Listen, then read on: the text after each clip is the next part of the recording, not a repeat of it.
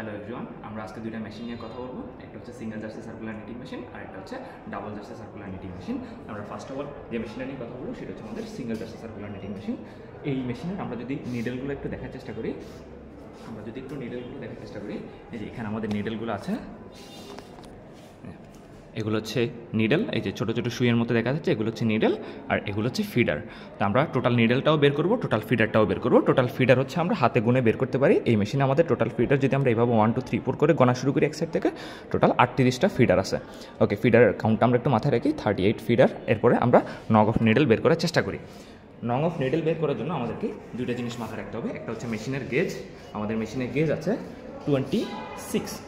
আর আমরা দিকে দেখো, গেজ সমান আমরা জানি যে নং অফ নিডল পার ইঞ্চ, অর্থাৎ 1 ইঞ্চিতে কয়টা নিডল থাকে। যেহেতু আমাদের মেশিনে গেজ 26, তাহলে আমাদের 1 ইঞ্চিতে নিডল থাকবে হচ্ছে 26টা।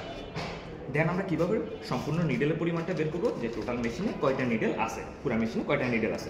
তাহলে আমরা প্রথমে যেহেতু দেখছি যে নিডলগুলো আমাদের মেশিনের সার্কামফারেন্স আছে, অর্থাৎ পরিধিতে আছে। পরিধি সূত্র অনুযায়ী আমরা কী জানি, আমরা জানি যে হচ্ছে 2πr, ঠিক আছে, 2πr। এরপরে আমাদের পার ইঞ্চে কয়টা নিডল থাকে সেটা হচ্ছে আমাদের মেশিনের গেজ, সেটা হচ্ছে জি।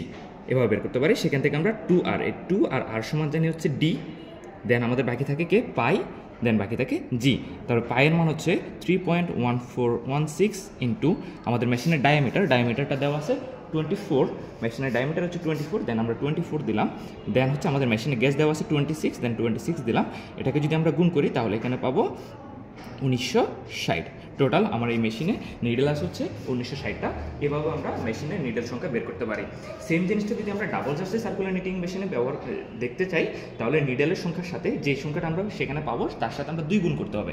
এখন আমরা বলি কেন 2 গুণ করতে হবে, সেটা দেখার জন্য আমরা মেশিনে যদি নিডল সেটআপগুলো দেখার চেষ্টা করি, তাহলে এদিকে আসো, এদিকে দেখো, এক সেট নিডল আছে উপরের দিকে রেসিপ্রোকেটিং, এক সেট নিডল আছে পাশে।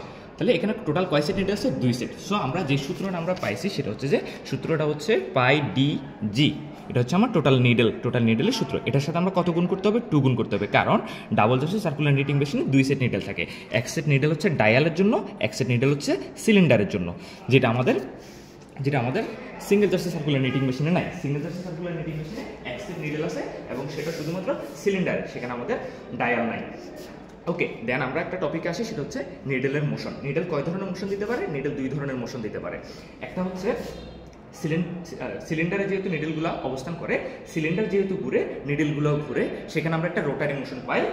আর ক্যাম বক্সের ডিজাইনের কারণে নিডল আপ ডাউন মোশনটা দেয়, সেটা হচ্ছে রেসিপ্রোকেটিং মোশন। তাহলে নিডলের মোশন কয়টা, 2টা। একটা হচ্ছে রোটারি মোশন, যেটা হচ্ছে সিলিন্ডারের কারণে হয়, আর একটা হচ্ছে ক্যাম বক্সের যে ডিজাইনটা ফিক্স করে দিব, ক্যাম বক্সকে ফলো করে যে মোশনটা হবে সেটা হচ্ছে রেসিপ্রোকেটিং মোশন, অর্থাৎ আপ ডাউন মোশন।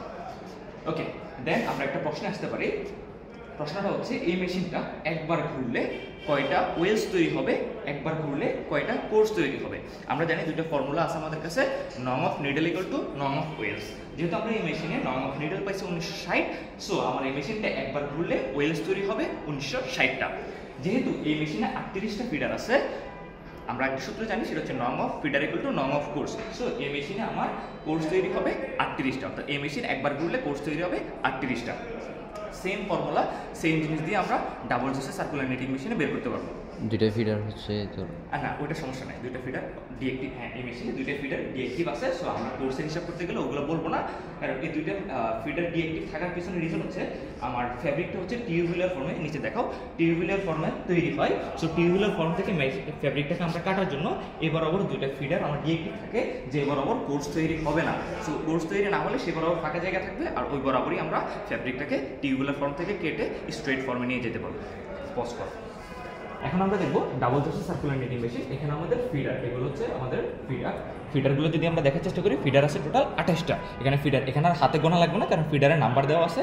এদিকে যদি আসো দেখো, এদিকে যদি দেখা যায়, এই যে 28টা, টোটাল 28টা ফিডার, এই যে 1 থেকে শুরু হয়েছে 28 শেষ হয়েছে। তাহলে এই মেশিনটা হচ্ছে আমাদের স্পেসিফিকেশন, অর্থাৎ ডায়া দেওয়া আছে 14 ইঞ্চ, মেশিনের গেজ দেওয়া আছে 24। সো সেম আমরা পাই ডিজি ইন্টু 2 ওই সূত্রটা অ্যাপ্লাই করে আমরা এখান থেকে নিডলের সংখ্যাটা বের করতে পারি। নিডলের সংখ্যা আসবে 2200 সামথিং। ওকে, দেন আমরা সেম প্রশ্নগুলো এটার ক্ষেত্রে করতে পারি যে এটা একবার ঘুরলে কয়টা ওয়েজ তৈরি হবে, তাহলে যে পরিমাণ নিডল আছে সেই পরিমাণ ওয়েজ তৈরি হবে। এই মেশিনটা একবার ঘুরলে কয়টা কোর্স তৈরি হবে, এখানে 28টা ফিডার আছে, সো 28টা কোর্স তৈরি হবে। ওকে, এই মেশিনের সবচেয়ে ইম্পর্টেন্ট যে পার্ট, এই যে এই পার্টটা, সেটা হচ্ছে মিমিঙ্গার পজিটিভ ফিডার। এখন আমরা এটাকে পজিটিভ ফিডার কেন বলতেছি, অর্থাৎ আমাদের এই ডাবল চার্জের সার্কুলার নিটিং মেশিনে আমরা চাইলে ফ্যাব্রিকের জিএসএমটা কন্ট্রোল করতে পারি, সো এই জন্য আমরা এটাকে বলি মিমিঙ্গার পজিটিভ ফিডার। কিন্তু সেম জিনিসটা আমরা সিঙ্গেল চার্জের সার্কুলার নিটিং মেশিনের ক্ষেত্রে বলতে পারি না, কারণ এখানে আমরা জিএসএমটা কন্ট্রোল করতে পারি না, এখানে কোনো পজিটিভ ফিডার নাই, এখানে আমরা কোনো টেনশন কন্ট্রোল করতে পারি না, যে পরিমাণ ফিড আসবে ওই পরিমাণ ওয়েলস তৈরি হবে, সো এখানে আমরা জিএসএমটা কন্ট্রোল করতে পারি না। কিন্তু ডাবল চার্জের সার্কুলার নিটিং মেশিনের ক্ষেত্রে আমরা জিএসএম কন্ট্রোল করতে পারি। সেই জিনিস আমরা যদি দেখার চেষ্টা করি, একটু পজ করছি। ওকে, ফার্স্ট অফ অল আমরা একটা জিনিস দেখার চেষ্টা করি, আমরা জিএসএমটা দেখবো, ফ্যাব্রিকের জিএসএম কীভাবে বাড়ে কীভাবে কমে ডাবল চার্জের সার্কুলার নিটিং মেশিনে। তার আগে আমাদেরকে দেখতে হবে স্টিচ লেন্থ জিনিসটা কি, STITCH স্টিচ লেন্থ, এই জিনিসটা আমরা একটু দেখার চেষ্টা করি। স্টিচ লেন্থ কি? স্টিচ লেন্থ হচ্ছে একটা ওয়েলসের লেন্থ, একটা ওয়েলসের লেন্থ কতটুকু, SL, এটা হচ্ছে স্টিচ লেন্থ। ওকে, তাহলে আমরা দেখলাম যে একটা ওয়েলসের লেন্থ যতটুকু সেটা হচ্ছে স্টিচ লেন্থ। কোর্স লেন্থ আমরা একটু পরে আসতেছি। স্টিচ লেন্থের সাথে জিএসএম এর সম্পর্কটা হচ্ছে পুরোপুরি বিপরীত, অর্থাৎ স্টিচ লেন্থ যদি আমার কমে জিএসএম বাড়বে। কীভাবে সেটা? ওকে, আমরা প্রথমত এই ফ্যাব্রিকটা দেখার চেষ্টা করি। এই ফ্যাব্রিকটা 1 মিটার দৈর্ঘ্য, 1 মিটার প্রস্থ। এখানে আমরা বড় বড় স্টিচ লেন্থ দিয়ে ভরাই দিচ্ছি, বড় বড় ওয়েলস দিয়ে ভরাই দিছি।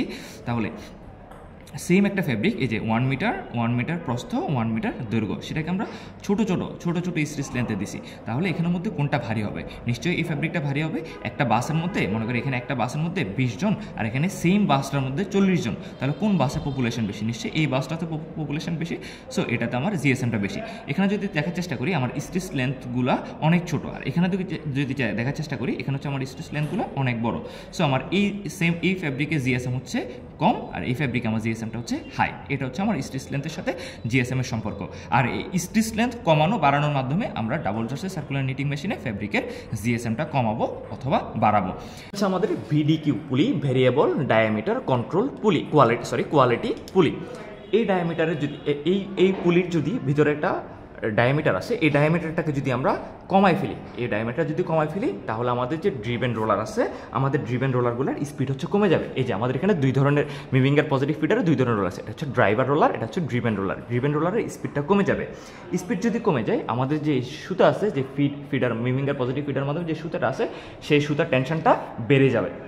টেনশন যদি বেড়ে যায়, আমি সহজে বুঝাই বলি, যে এই সুতাটা যদি ইজিলি পাস হইতো তাহলে সে কি করতো, বড় বড় লুপ তৈরি করতে পারতো। কিন্তু এই সুতাটা তার টেনশন বেড়ে গেছে, টান বেড়ে গেছে, সে নিডেলগুলো সহজে সুতা পাচ্ছে না। আমি তাকে টেনে রাখলাম, টেনশন বেশি দিয়ে রাখলাম, তাহলে সে সুতা বেশি পাচ্ছে না। তখন সে কি করবে, সেই স্টিচ লেন্থগুলোকে ছোট করে তৈরি করবে, ছোট স্টিচ লেন্থ তৈরি করবে। তখন আমার ফ্যাব্রিকের জিএসএমটা কি হয়ে যাবে, ফ্যাব্রিকের জিএসএম বেড়ে যাবে। সেম কথাটা যদি আমরা বিপরীতভাবে বলি, আমার মেশিনের ডায়ামিটার যদি ভিডিকিউ পুলির ডায়ামিটারটা আমরা বাড়াই দিই, ডায়ামিটার বাড়ালে ড্রিভেন রোলার স্পিডটা বেড়ে যাবে। আমার সুতার টেনশন, মিমিঙ্গার পুলিতে সুতার টেনশনটা কমে যাবে। সুতার টেনশন যদি কমে যায়, তাহলে নিডেল সহজে ফিট পাবে, সে সহজে সুতাটাকে ক্যারি করতে পারবে, সহজে সুতাটাকে নিয়ে নিতে পারবে। তাহলে সে কি করবে, সে বড় বড় লুপ তৈরি করবে। যদি বড় বড় লুপ তৈরি করে, অর্থাৎ স্টিচ লেন্থ যদি বেড়ে যায়, আমি শুরুতে বলে রাখছি, স্টিচ লেন্থ বেড়ে গেলে কি হবে, ফ্যাব্রিকের জিএসএমটা কমে যাবে, ফ্যাব্রিকটা পাতলা হবে, ফ্যাব্রিকটা থিনার হবে। এটাই হচ্ছে ডাবল চার্জের সার্কুলার নিটিং মেশিনের পজিটিভ ফিডার। আমাদের এই মেশিনের টোটাল ফিডার আছে হচ্ছে 38, অর্থাৎ 38টা। আমার মেশিনের ডায়ামিটার হচ্ছে 24। আমরা 24 যদি 38কে ভাগ করি, তাহলে আমরা এখানে পাবো 1.5, অর্থাৎ আমরা এই মেশিনটাকে বলতে পারি 1.5 ফিডারের মেশিন।